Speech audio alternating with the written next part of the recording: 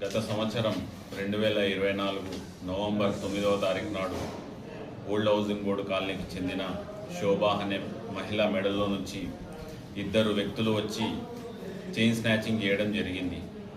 అందులో భాగంగా వివిధ రకాల సీసీటీవీ ఫుటేజ్లు కానీ చుట్టుపక్కల పిఎస్లకు ఇన్ఫామ్ చేసి ఆ ఇద్దరు వ్యక్తులను కనుక్కోవడం జరిగింది.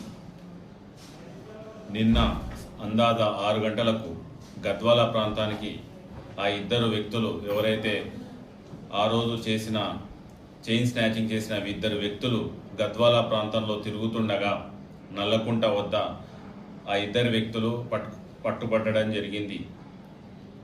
దాంట్లో షాహిద్ వాలి అనే వ్యక్తి మద్దికేర, అనంతపూర్ డిస్టిక్ మద్దికేర గ్రామానికి చెందిన వ్యక్తి.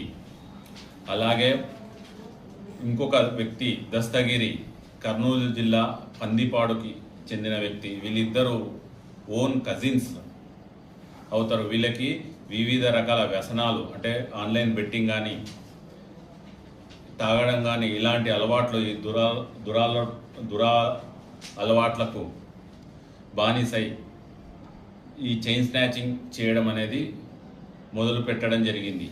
వీళ్ళపై గతంలో నార్సింగి, నంద్యాల టౌన్, ఆత్మకూరు, వెల్దుర్తి, శాంతినగర్, గద్వాల్ టౌన్లో కేసులు నమోదు చేయడం జరిగింది. మన గద్వాల్ ప్రాంతంలో ఏదైతే నవంబర్ 9 రోజు అఫెన్స్ రోజు హీరో హోండా షైన్ బండి మీద రావడం జరిగింది. ఇప్పుడు ఆ బండి నంద్యాల టౌన్లో సీజ్ అయి ఉంది. వీళ్ళని ఇప్పుడు మేజిస్ట్రేట్ ముందు ప్రొడ్యూస్ చేసి రిమాండ్ చేయడం జరుగుతుంది.